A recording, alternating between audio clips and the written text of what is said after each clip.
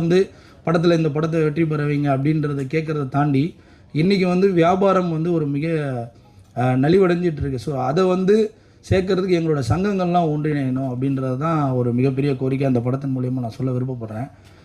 Satellite அப்புறம் OTT, so இது வந்து இன்றைக்கி சுத்தமாக வந்து நிறைய திரைப்படங்களுக்கு இன்றைக்கி இருக்கிறதில்ல.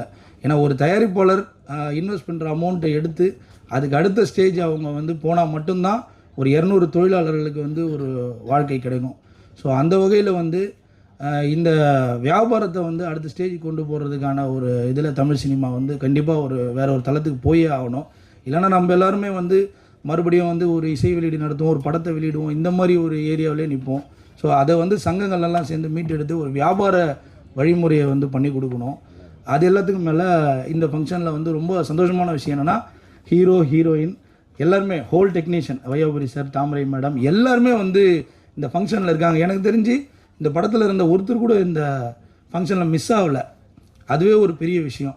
ஏன்னா இன்றைக்கி நிறைய திரைப்படங்களில் வந்து பார்த்திங்கன்னா படத்தில் நடித்த நடிகர் நடிகைகளை வந்து ப்ரமோஷன் கொண்டு வர்றதுக்கே ரொம்ப கஷ்டமான ஒரு சூழல் தான் இருக்குது. ஏன்னா அவங்க வந்து ஒரு படம் கமிட் ஆகும்போதே அந்த படம் வெளியிடுற வரைக்கும் ஒரு தயாரிப்பாளர் கூடயும் இயக்குனர் கூடயும் வந்து சப்போர்ட்டாக நிற்கணும். ஸோ அது வந்து எந்த வளர்ந்து வர நடிகர்களுமே பண்ணுறதில்லைன்னு நான் நினைக்கிறேன். ஏன்னா அவங்கள ஒரு விழா கொண்டு வர்றதுன்றது ஒரு மிகப்பெரிய சவால். ஏன்னா பொதுவாக வளர்ந்து வர படங்களுக்கு வந்து ஒரு பெரிய சிரமம் என்னென்னா ஒரு விளம்பரமாக நம்ம போய் ஒரு படத்தை சேர்க்கறது எவ்வளோ கஷ்டம் அப்படின்றது.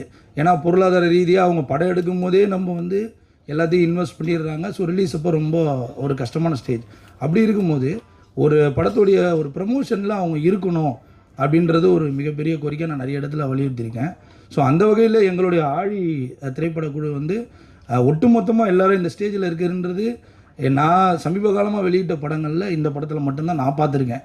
ஸோ அதுக்கே இந்த டீம் எல்லாருக்கும் ஒரு மிகப்பெரிய ஒரு நன்றி. ஸோ ப்ரமோஷன்ஸ் வந்து எல்லாருமே சப்போர்ட் பண்ணணும் நடிகைகள் அப்படின்றது தான். எல்லாத்துக்கும் மேலே இந்த படம் February 27 அன்றைக்கி தமிழ்நாடு, கேரளா, கர்நாடகா எல்லா ஸ்டேட்லேயுமே ரிலீஸ் ஆகுது. ஸோ எல்லோரும் பார்க்கணும். நன்றி.